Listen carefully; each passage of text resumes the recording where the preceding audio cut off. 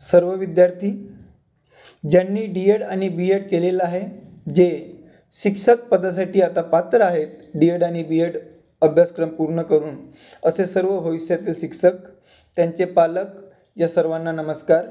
आज आपण महाराष्ट्र राज्य परीक्षा परिषद यांचं महत्त्वपूर्ण जे पत्र निर्गमित झालेलं आहे 9 सप्टेंबर 2024चे, जे महा TET विषयी एक नोटिफिकेशन आलेले आहे, जाहिरात आलेली आहे.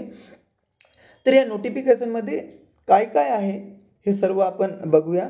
मित्रांनो, आपणास माहीत असेल की डी.एड आणि बी.एड जे पात्रताधारक विद्यार्थी आहेत ते शिक्षक म्हणून पात्र होतात, पण त्यांना कोणत्याही शाळेत रुजू व्हायसाठी किंवा नोकरी लागण्यासाठी महाराष्ट्र शासनाने जी CTET किंवा TET ही परीक्षा उत्तीर्ण होणे आवश्यक आहे अशी अट घातली आहे. म्हणजे आपणाला कोणत्याही शाळेमध्ये, मग ते जिल्हा परिषद असो किंवा कोणतीही शासकीय शाळा असो, त्यासोबतच कोणतीही प्रायव्हेट शाळा असो, या प्रायव्हेट शाळेमध्ये ती कोणत्याही माध्यमाची असो, माध्यमाची म्हणजे ती इंग्रजी माध्यमाची असो, ती स्टेट बोर्डची असो किंवा CBSE बोर्डाची असो किंवा ICSE बोर्डाची असो, प्रत्येक बोर्डामध्ये TET किंवा CTET जे पात्रताधारक विद्यार्थी आहेत तेच शिक्षक म्हणून रुजू होऊ शकतात. आणि ह्या सर्व गोष्टीला लक्षात ठेवून महाराष्ट्र राज्य परीक्षा परिषद यांनी जी महा CET आहे, आता महा CET म्हटल्यावर महा म्हणजे महाराष्ट्र, आणि जे महाराष्ट्राची जी TET एक्झाम आहे म्हणजे महा TET एक्झाम आहे, ज्याला आपण महाराष्ट्र टीचर इलिजिबिलिटी टेस्ट असं म्हणतो. तर या महा TETचं जे वेळापत्रक आहे ते जाहीर करण्यात आलेलं आहे. आपण आपल्या स्क्रीनवर महाराष्ट्र राज्य परीक्षा परिषद याचं जे पत्र पाहत आहोत. या पत्रामध्ये आपण बघूया की या पत्रानुसार जी महा TET परीक्षा होणार आहे ती कोणत्या महिन्यात होणार आहे, त्याचं वेळापत्रक काय आहे, केव्हा आपल्याला रजिस्ट्रेशन करणे आहे, रजिस्ट्रेशन ऑनलाईन करणे आहे की ऑफलाईन करणे आहे, ही माहिती पाहणार आहोत. त्यानंतर हे जे रजिस्ट्रेशन आहे कसे करावे आणि कुठे करावे, त्यासाठी कोणती वेबसाईट इथं सुचविलेली आहे हे आपण बघणार आहोत. या महा TET परीक्षेसाठी आपल्याला रजिस्ट्रेशन करताना कोणकोणते डॉक्युमेंट्स लागतील, या महा CET परीक्षेमध्ये एकूण किती पेपर आहेत आणि कोणत्या वर्गासाठी कोणता पेपर घेतला जाईल हे आपण बघूया. सोबतच त्यांची पात्रता काय असेल ते सुद्धा आपण बघूया. त्यासोबतच रजिस्ट्रेशन शुल्क कशी जमा करावी हे सुद्धा आपण बघूया. आणि त्यासोबतच आपण कोणते विद्यार्थी डी.एड किंवा बी.एड ही शिक्षक पात्रता परीक्षा पास असून सुद्धा त्यांना अर्ज करता येणार नाही, ही सुद्धा आपण माहिती या महत्त्वपूर्ण पत्रकामध्ये बघणार आहोत. आपण शेवटपर्यंत हे पत्र च्या अवलोकन करावे, शेवटपर्यंत हा व्हिडिओ पाहावे ही विनंती. आपण जास्त वेळ वाया न घालवता जे महाराष्ट्र राज्य परीक्षा परिषदेचे जे पत्र आहे 9 सप्टेंबर 2024चे, या पत्राविषयी आपण डिटेलमध्ये बघूया.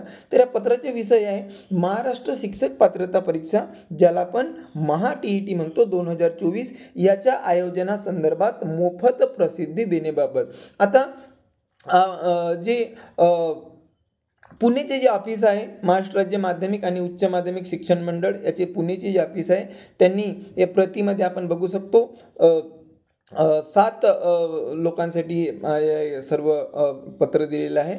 आणि यामध्ये महाराष्ट्र शिक्षक पात्रता परीक्षा 2024च्या आयोजनाबाबत मोफत प्रसिद्धी कशी देता येईल याचं त्यांनी सांगितलेलं आहे. तर ही जी महाराष्ट्र शिक्षक पात्रता परीक्षा 2024 आहे ही कोणत्या तारखेला होणार आहे, तर ही जी परीक्षा आहे ही दिनांक आपण बघूया. ही जी परीक्षा आहे ही दिनांक 10 नोव्हेंबर 2024 रोजी घेण्यात येणार आहे. आता ह्या विषयी परीक्षाबाबत विनामूल्य प्रसिद्धी देण्याचे निवेदन सोबत इथं सांगितलेलं आहे की याला जास्तीत जास्त प्रसिद्धी द्यावी, जेणेकरून जेवढे काही डी.एड आणि बी.एड म्हणजे अर्हताधारक पात्र विद्यार्थी आहेत त्यांना या परीक्षेच्या महा TET परीक्षेचा लाभ घेता येईल आणि त्यांनासुद्धा शासकीय किंवा निमशासकीय जी नोकरी आहे त्याचा फायदा मिळेल. तर दिनांक 9 सप्टेंबरचे हे पत्र आपण बघूया. प्रसिद्धीपत्रक इथं दिलेलं आहे. तर इथं असं म्हटलेलं आहे की महाराष्ट्र राज्य परीक्षा परिषद पुणे या कार्यालयावर शासनाने महाराष्ट्र शिक्षक पात्रता परीक्षा 2024, ज्याला आपण महा-TET 2024 म्हणतो, घेण्याची जबाबदारी सोपविलेली असून ही परीक्षा 10 नोव्हेंबर 2024 रोजी घेण्याचे निश्चित केले आहे. आता ही जी परीक्षा आहे, ही परीक्षा इयत्ता 1ली ते 5वी साठी एक पेपर आणि इयत्ता 6वी ते 8वी साठी दुसरा पेपर. आता हे जे आहे हे सर्व व्यवस्थापन, सर्व परीक्षा मंडळे, सर्व माध्यम, मग ते अनुदानित असो, विनाअनुदानित असो, कायम विनाअनुदानित असो किंवा स्वयंअर्थसहाय्यित असो, या शाळांमध्ये शिक्षण सेवक किंवा शिक्षक पदावर नियुक्तीसाठी उमेदवारांना प्रथमतः ही परीक्षा उत्तीर्ण होणे अनिवार्य आहे. या स्पष्ट लिहिलेलं आहे की तुम्ही कोणत्याही माध्यमात, कोणत्याही शाळेमध्ये जर शिक्षक तुम्हाला म्हणून नियुक्ती पाहिजे असेल तर सर्व विद्यार्थ्यांना ही परीक्षा उत्तीर्ण होणे अनिवार्य आहे. या परीक्षेशी संबंधित जे काही सर्व काही शासन निर्णय आहेत, त्या संबंधित माहिती आहे, सूचना आहेत, ही महाराष्ट्र राज्य परीक्षा परिषदेच्या maha.tet.in या संकेतस्थळावर, या वेबसाईटवर उपलब्ध होणार आहे.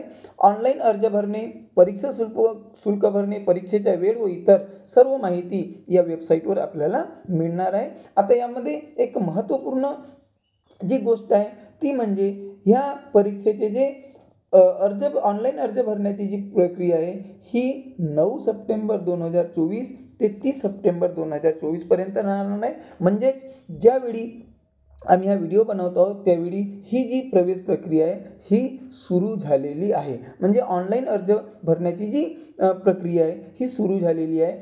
सविस्तर जे वेळापत्रक दिलेलं आहे, ऑनलाईन अर्ज व शुल्क भरण्याची कालावधी 9 सप्टेंबर 2024 ते 30 सप्टेंबर 2024.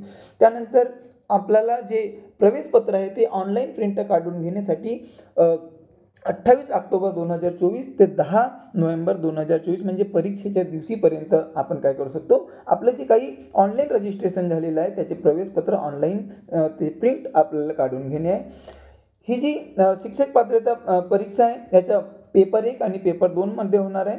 एकाच दिवशी दोन्ही पेपर होणार आहेत. तर पेपर 1 जे आहे हे 10 नोव्हेंबर 2024ला सकाळी 10:30 ते दुपारी 1 पर्यंत, म्हणजे 10:30 ते 13 वाजतापर्यंत, 13 PM पर्यंत ही आहे, म्हणजे दुपारी 1 वाजतापर्यंत आहे. याचा जो कालावधी आहे हा 150 मिनिटांचा आहे. तासामध्ये आपण जर त्याला कन्वर्ट केलं तर 2 तास 30 मिनिटाचा याला वेळ असेल. त्यानंतर त्याच दिवशी शिक्षक पात्रता परीक्षा पेपर दुसरा असेल, जो त्याच दिवशी दुपारी 2 वाजतापासून तर 4:30 सुरू असेल. त्यानंतर महत्त्वपूर्ण माहिती, हे जे पुन्हा जे वेळापत्रक आहे, पुन्हा वेळापत्रक इथं दिलेलं आहे. पण या वेळापत्रकामध्ये एक स्टार म्हणून काही बाबी आपल्याला सुद्धा सुचवल्या आहेत. तर याच्यामध्ये काय दिलेलं आहे तर या वेळापत्रकानुसार असं आहे की काही प्रशासकीय अडचणीमुळे सदर वेळापत्रकामध्ये बदल होण्याची शक्यता नाकारता येत नाही. उमेदवारासाठी अद्ययावत माहिती ही maha.tet.in या संकेतस्थळावर प्रसिद्ध केली जाईल किंवा आम्ही सुद्धा आपल्याला वेळोवेळी ही माहिती पुरवण्याचा प्रयत्न करूया. तर हे जे वेळापत्रक तर बदल नाही, पण कधी असं पण होऊ शकते की काही अपरिहार्य कारणामुळे समजा ह्या वेळापत्रकामध्ये काही बदल झाले तर ते सुद्धा बदल होऊ शकतात आणि त्याची सर्व माहिती maha.tet.in या वेबसाईटवर, या संकेतस्थळावर प्रसिद्ध केली जाईल. तर यामध्ये काही बाबी दिलेल्या आहेत, टिप म्हणून काही बाबी दिलेल्या आहेत, जसं परीक्षाविषयक सर्व, जसे आवेदनपत्र भरणे, परीक्षा शुल्क भरणे, शैक्षणिक व व्यावसायिक अर्हता काय असेल, अभ्यासक्रम काय असेल, प्रश्नपत्रिका, मूल्यमापन, निकाल, या सर्वच्या गोष्टी आहेत ह्या वेबसाईटवर पाहायला मिळतील. अर्ज भरताना परीक्षार्थ्यांनी कोणकोणते डॉक्युमेंट्स आपल्यासोबत ठेवायचे आहेत हे अगदी महत्त्वाचं आहे. तर टिप क्रमांक 2 किंवा मुद्दा क्रमांक 2 मध्ये यांनी दिलेलं आहे की अर्ज भरताना परीक्षार्थ्यांनी 10वी 12वीचे शैक्षणिक किंवा व्यावसायिक अर्हता, दिव्यांगत्व समजा असेल, आपल्याला समजा काही दिव्यांगत्व असेल तर त्याचे प्रमाणपत्र, राखीव प्रवर्गाचे असल्यास जाती प्रमाणपत्र आपल्याला लागतील, त्यासोबतच स्वतःचे ओळखपत्र, ऑनलाईन आवेदनात अपलोड करावयाची असल्याने ते आपल्याला काय करणे, सोबत ठेवणे. म्हणजे तुमचे जेवढे काही शैक्षणिक आणि व्यावसायिक कागदपत्रे आहेत. आता शैक्षणिक आणि व्यावसायिक म्हणजे काय? शैक्षणिक म्हणजे आपण 10वा वर्ग पास असाल, 12वा वर्ग पास असाल, ग्रॅज्युएशन पास असाल, हे सर्व झाले शैक्षणिक. त्यासोबतच आपण समजा डी-एड असो किंवा बी-एड असो, हे सर्व व्यावसायिक जी काही अर्हता आहे, ही आपल्याला सर्व डॉक्युमेंट्स आपल्याला ऑनलाईनच्या वेळी त्यासोबतच कलर फोटो सुद्धा असलेली पाहिजे. आपली स्कॅन केलेली स्वाक्षरी पाहिजे, आपले स्वयं घोषणापत्र, हे सर्व गोष्टी आणि कोणता तरी एक ओळखपत्र आपल्याकडे असणं आवश्यक आहे. त्यानंतर असं सुद्धा म्हटलेलं आहे मुद्दा क्रमांक 3 मध्ये, की सदर परीक्षेत प्रविष्ट होऊ इच्छिणाऱ्या उमेदवारांशी संपर्क ईमेलद्वारे होईल किंवा SMS द्वारे होईल. त्यामुळे उमेदवारांनी काय करायचं आहे, की जो तुमचा ईमेल आय डी आहे, तो ईमेल आय डी त्यांना द्यायचा आहे. जो ईमेल तुम्ही काही निश्चित कालावधीने काय करत असाल, चेक करत असाल, जो वर्किंगमध्ये असेल, तो ईमेल आय डी द्यायचा आहे.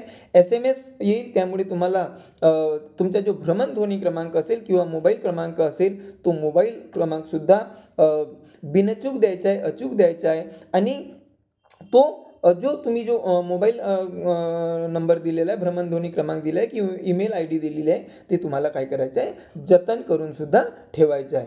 आता यामध्ये पेपर 1, पेपर 2 असे 2 पेपर होणार आहेत. पण काही विद्यार्थी डी-एड आणि बी-एड म्हणजेच पेपर 1 आणि पेपर 2 साठी समजा पात्र असतील, तर त्यांना वेगवेगळ्या दोनदा किंवा वेगवेगळ्या प्रकारे काय म्हणतो आपण, ऑनलाईन करायचं, रजिस्ट्रेशन करायचं काही बाब नाही आहे. त्यांना एकाच फॉर्ममध्ये रजिस्ट्रेशन करता येईल. सदर जाहिरातीनुसार उमेदवारांना केवळ ऑनलाईन अर्ज करता येईल. यामध्ये स्पष्ट दिलेलं आहे की यामध्ये फक्त ऑनलाईनच अर्ज स्वीकारण्यात येतील. ऑफलाईन आलेले अर्ज स्वीकारले जाणार नाही, याची उमेदवारी गांभीर्याने नोंद घ्यावी. त्यानंतर परीक्षेचे जे शुल्क आहे ते सुद्धा ऑनलाईन घेण्यात येतील आणि त्याच्यासाठी ॲप जे काही बँकिंग आहे, क्रेडिट कार्ड, डेबिट कार्ड इत्यादीद्वारे ऑनलाईन पद्धतीने भरावे लागेल.